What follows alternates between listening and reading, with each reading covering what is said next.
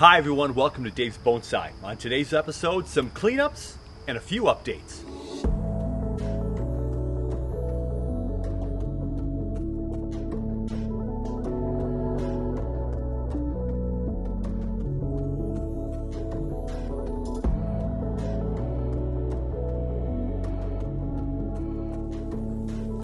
First up today, I want to work on one of my 3 or 4, I think, Zelkova forests. So these are the Japanese elm trees that grow pretty ferociously. Now, some of the trees were close to the Japanese beetles and got beat up a little bit. This one was in an area that the Japanese beetles stayed away from. Let's give you the 360 of the current forest.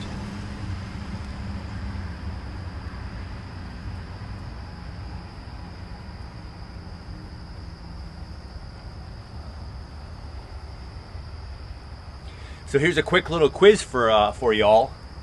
Which side was facing the sun? This side? Or that side? Seems a little obvious. Don't forget to turn your trees around. So this forest had been facing this direction for the last month.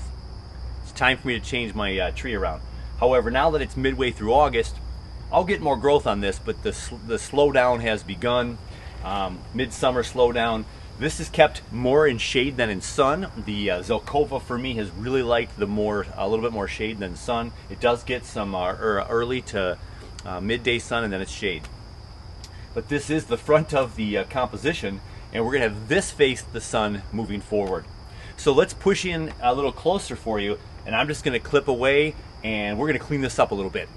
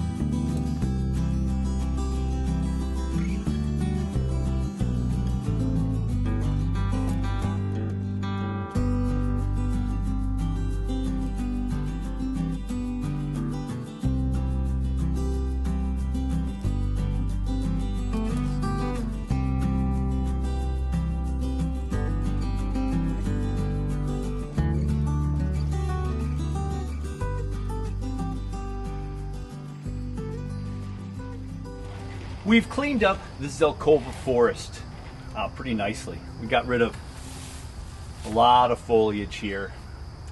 The back doesn't look so overgrown anymore, although it's still the thickest part. But we'll let this now hit the sun for the rest of the summer here. And we just want to see through the forest. We want to see the trunks. This is a little small tree that's grown up to this tree. They might mesh together someday. We got another tree very close back here that when they get bigger, I made everything grow out to the side here. This is kind of thick up here. It's a really nice tree. We may have to thin this one out in the future. But all kinds of directional pruning, making the branches grow the way I want them to grow. We still have our main mother tree up front here, the big tree here, the one in the back and the back here. These 3 are the thickest, biggest part of this forest right here, and this is kind of secondary forest. And yeah, a little cleanup for the Zelkova forest for this last push of summer. Now we'll get some more growth and then we'll put this in the cold frame. You can bring Chinese elms, and I believe the Zelkova as well, in for the winter.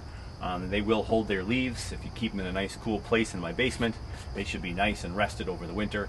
I will keep mine in my cold frame. Some of them lose most of their leaves, some of them do not. There we have it. We have the Zelkova forest all cleaned up for today. Forest number 2 is one of my Siberian elm forests. So very similar to the Zelkova and the Chinese.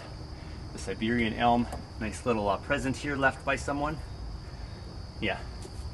These are doing really well too. I've already pruned this one once or twice this year. Again, we're just gonna clean this one up real quick for fall. So, a little 360 spin.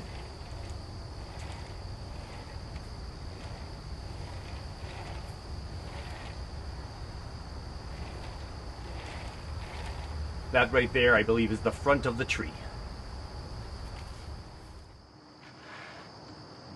And a 360 after the trim.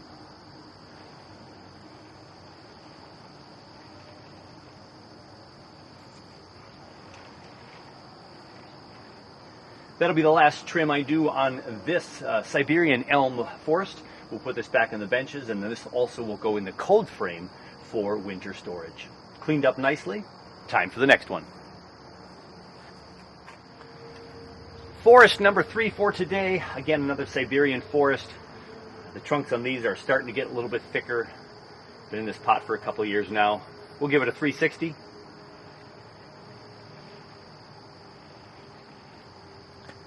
The sun was not shining on that side, so we'll turn this one around as well. But first, we'll trim it up.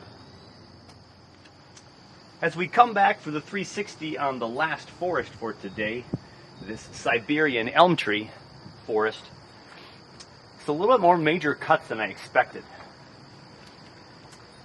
There's some really gnarly knuckling going on, some new growth. Got some fantastic looking trees. These trees could all become solo trees down the road, because you'll notice this tree over to the right has just some subtle bumps and movement. This one's got this big split here, and these are the new branches now, and it's all gonna smooth out, taper down to this wide trunk eventually. This one's pretty straight up, but getting some thickness to it. So we just really cleaned this one up a lot. Here's the 360 for you. Missing a tree back here. I'm not sure what was going on there. We have 6 trees. This must have been a 7th here that came out. It must have died. So yeah, a tree that keeps thickening up, a forest that keeps thickening up, and we really did some work on this one, setting it all up for next spring now. So we won't touch this one anymore in the late summer, fall. We'll just let this go, and then we'll see what comes back next year for some spring choices for branches to run out. But some fun little trees here. Again, these could be separated into solo trees possibly down the road. When you look at the movement on this one, it kind of comes up this way and this way. This one's slanted, but then kind of goes over here. And you've just got some choices. It's not just stick straight like many forests. So it's nice that there's some movement, but yet they are straight up and down enough to pull off a kind of a forest look. We'll see how it pushes out for next year. Before I work on the next tree to clean it up and get it ready for its final summer prune, let's do one of our updates first. Let's head out to Bonsai Acres and see what's been going on out there all summer long. On today's update, we're revisiting Bonsai Acres. Now, it has been a long spring and summer of traveling and work on the PSGF. So I've kind of neglected the Bonsai Acres plot of land here. So as you look across the landscape here, can you even see any of the trees? Yeah, they're in there. So I got a shovel, I got my gloves. We're gonna be digging and mowing the grass and waving to the airplane up there that's gonna land at the airport that's about a half a mile that way. One of the quietest planes though I've seen in a long time. Let's get to work. So usually when I come out to the farm, I'm gonna just walk through and check all the trees. Got some pine trees right in front of me here and some really, really big weeds. This is kind of crazy. So some of the trees are nestled in there. Some of them are, not doing so well. That one looks a little brown. But then the one over here got a little brown, but doing much better. So we walk through the farm and take a peek. I'm going to be putting the mower through parts of this, and then I'm going to be yanking parts of this because some of these weeds will probably be a little harsh on the old lawnmower. A couple of the white pines here on the end. So we go back in here, we've got some canyons. Look at these trees nestled into the weeds here. You can barely see them. Come over here, there we go. So we've got some work cut out for us. There's a little thick little tree right there hiding in the weeds. So we'll cut some grass. Time to clean up.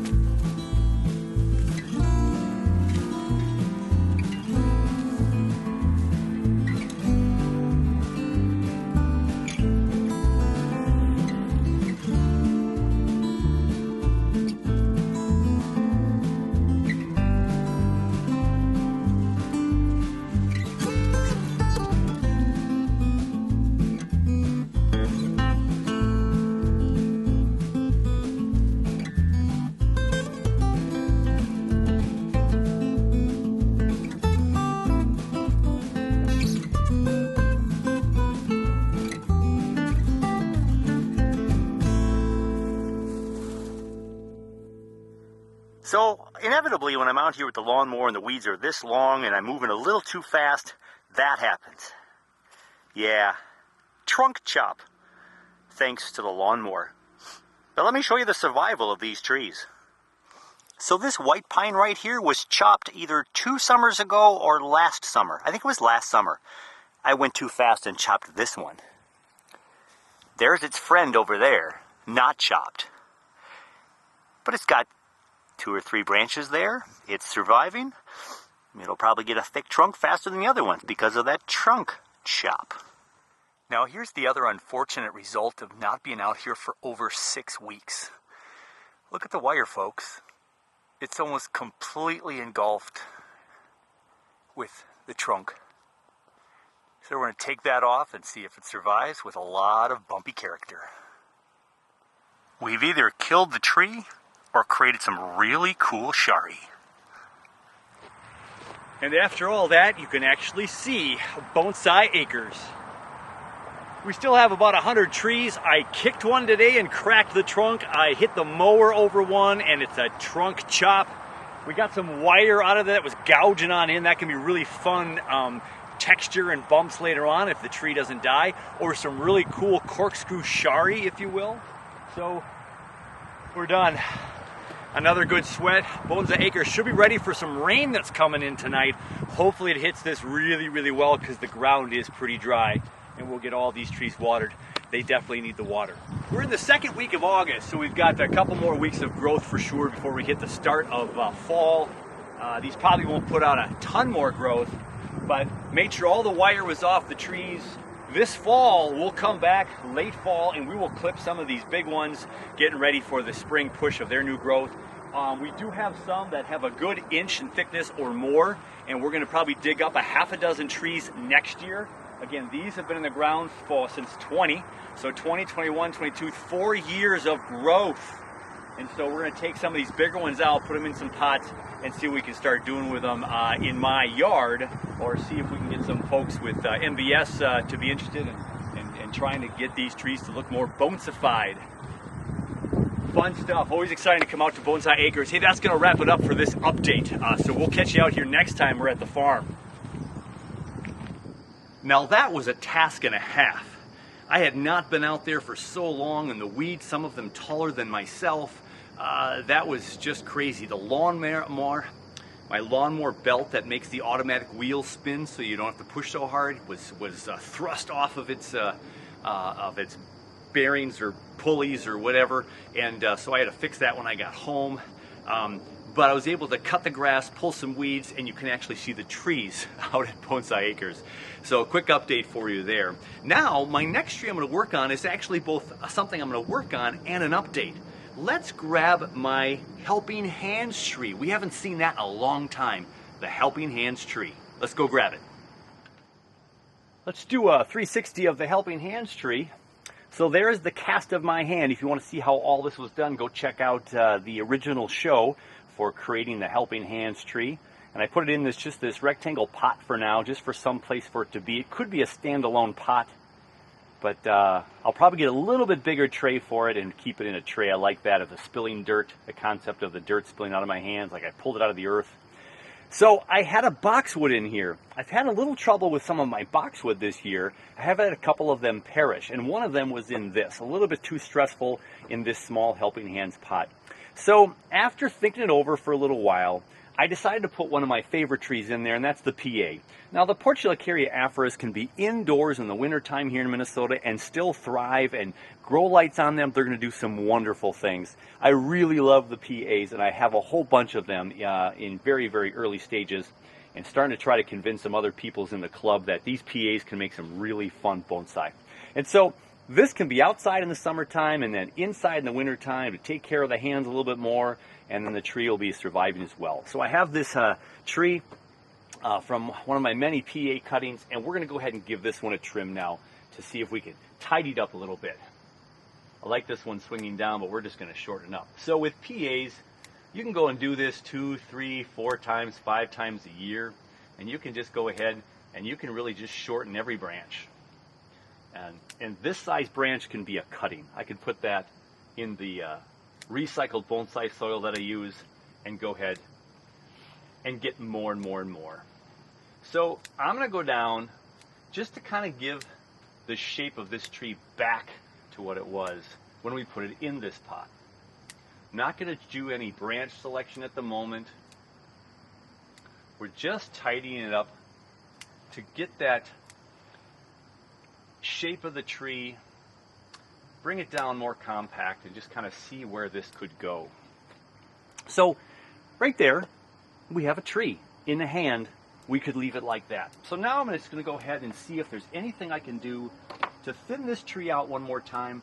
I probably could still defoliate this tree with a couple weeks of August left here and into September, and it would grow all kinds of new leaves and smaller leaves, and it'd be super fun. I'm just going to go ahead and cut some of these downward facing leaves. A bud here, a bud there that's in a place that I just don't need it.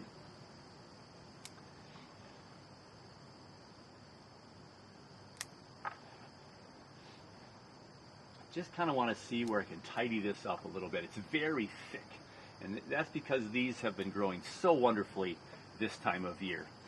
My trees typically, when I bring them out for spring, they do take a good 2 to 4 weeks, I think, to really acclimate to the Minnesota weather outside after being inside all the time. So once they acclimate, oh my gosh, they start to grow ferociously. And again, you can cut these PAs 2, 3, 4, 5 times a year, and you're in good shape. I'm going to cut that one shorter.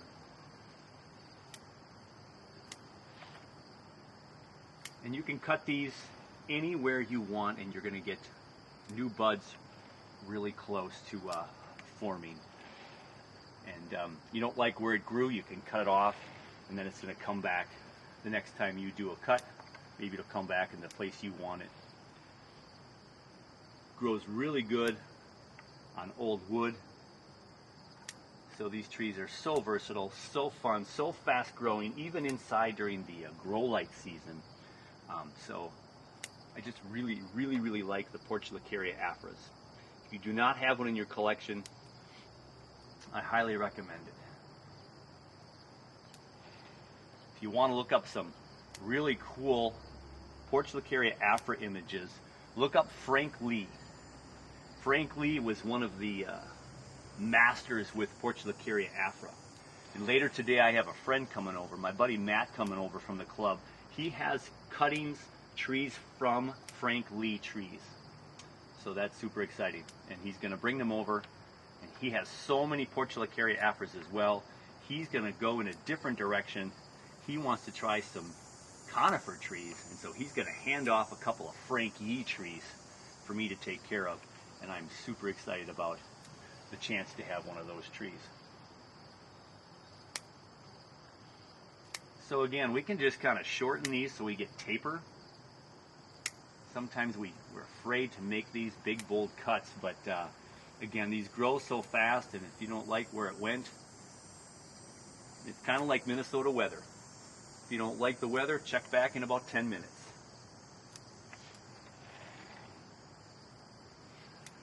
So you'll notice on a Portulacaria afra, once you start doing some trimming, you start to see all these really big leaves in the middle of just an internode. Right below where a branch comes out, you just cut those big leaves off so it pushes the energy more towards where you want it, and you're going to be in good shape. So in looking in this tree where I planted it, I have this branch a little bit too much in our face. I should twist it when I repot this one maybe next year, or maybe this winter even. So I have to be careful what I take off, because I didn't want just the really specific Y to be the image, because I've got this branch over here. So we can manipulate and change all we want to get some more view of the tree. And if I go ahead and do this right now, let's just do that right now. Now we can see the back of this tree a lot more. We get some curve to the tree here, take out an inside branch, take out this branch here. I'll even take out this branch here. And now we've got this curve up here. This one should probably come off too. I'm going to cut it right here and see if we get some branches to grow right there. Practice what I preach. Chop it off big. New growth will come here, but we'll keep maybe this. We've got this big old branch in the back to kind of take over. shorten all these up. We're going to get taper then. And there we go. Look at how much I demolished that tree. But what's nice is the time of year. This is middle of August. These are going to shoot up a whole bunch of new growth now. It's going to back bud a little bit. It's going to give me some nice small leaves, and we're going to have a whole new tree. And again, if I want to repop this one in the winter time under my grow lights in my plant room, I can. This branch might even come off because it's crossing that one. Let's just do that now. So now, with the head-on look, we've got this tree going this way and this big branch coming over here, so I can highlight that and get this one a little bit smaller and control the growth. Get rid of this big leaf right there. An example of that big leaf, there's one down here dangling. Now you can rip off a lot of these leaves as well. You just kind of gently twist them off. Get those ones on the bottom off of there, and there we go. Got a couple growing down here. Let's get rid of that. I've got a thick one in the middle here you can't see. One growing back in towards the tree that you can't see. And let's just get rid of this downward facing one. There we go. So there's the helping hands tree. We took off over 75% of the foliage on here. We have a stick in a pot, a hand pot, and now it looks a little bit more presentable, a little bit better from this angle. But then you can see my thumb and the grasping of it, so that could be just twisted in the pot, or the front that it is right now. We've made this more curved this way by getting rid of this big clump right here. So it was a nice looking tree before. I hope this makes it a better looking tree. And the final tree slash update we're going to work on today is the landscape challenge. And boy, being outside in the elements, this is where some of these things can be in trouble. Look at this. I've got a succulent weed growing right there. Looks like a Portulacaria afra grew right in my forest here. It's probably just a weed, but it looks very succulent like. Got a little bit of moss growing right here. I'm shadowing it up now. My hay bale was tipped over. And remember, this is not technically the front. Let's go this way to where the front typically is. Now, the RV is not even attached to the car right now. It's been moved and shifted around just a little bit. So that's getting dirty and sloppy. The hay bales are some of them are gone. I think some critters have taken them away. They're getting real dark and dingy. So this is one of those things where I could, when I display this tree, I put the hay bales back on. We also have some of my original mesh of hay bales with the mesh right there shown. If you can kind of see the mesh there. So I have to put a little bit more bonsai soil on here just to cover that up a little bit, or some more moss. My two trees in the front are doing okay. This one kind of slowed down a little bit, but we're going to go ahead and make our final cuts on these guys. We've got some smaller growth from our last prune, and we'll set this up for next year. I really don't know if I'm going to do a whole lot. There's a lot of buds down here. We've got buds here, here, here, here, two there. We got them here, there. So we're going to go ahead and chop this in the spring when it has plenty of energy, and we'll let this grow. So we're just going to leave this one alone right now.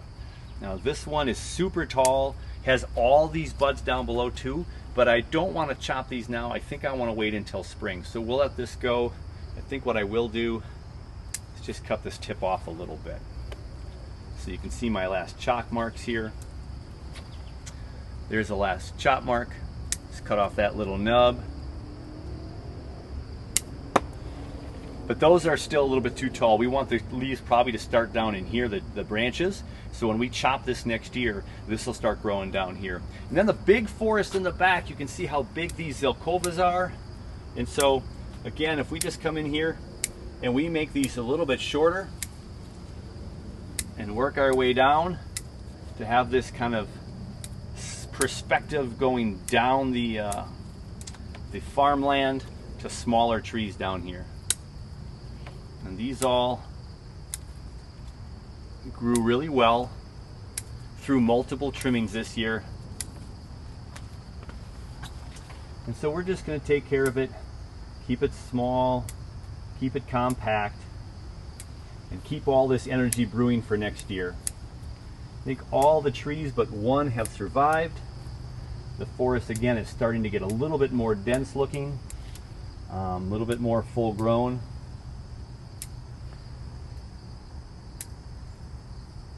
And so just a little tidy up today.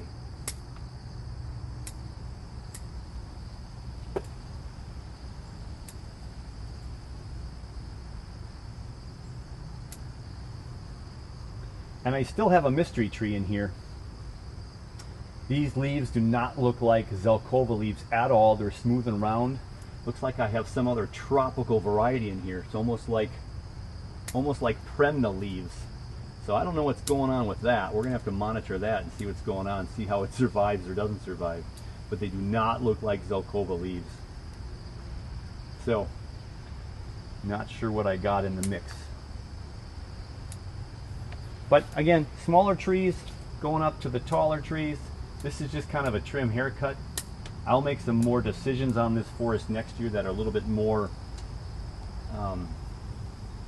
branch specific.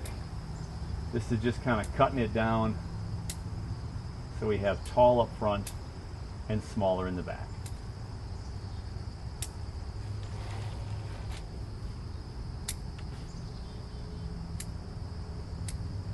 Keep the profile within the pot here. So there's the look from the front of the tree, and there's the forest going downhill. Now, I haven't talked about it yet, and I need to talk about that.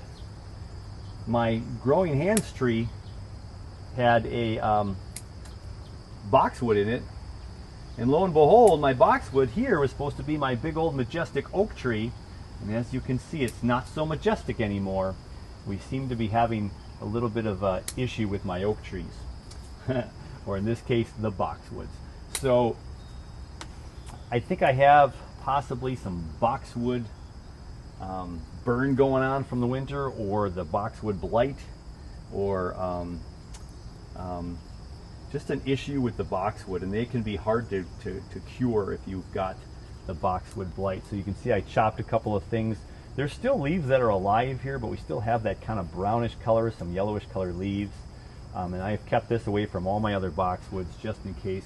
This will have to be repotted next spring as a new tree. We'll take this one out of there, and we'll revive the landscape next year. That looks like it was a mushroom growing in there in the hay bales. So there we have the Zelkova Forest Landscape Challenge. It's now looking more like a rundown farm.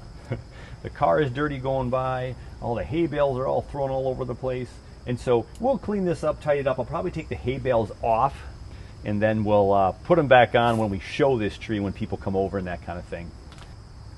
Getting some different sun angles on here. You can see the sun coming through. Look at the shade on the tree right here. It's kind of fun to see the sun coming from the left. So all the leaves that are lit up in the back left corner, and on the right it's all shadowed out. So it's like the sun coming up on the farmland. So there you go, the update on the landscape challenge. Looking a little bit scrappy. We'll make some adjustments on this and get this ready for some fun growth next year.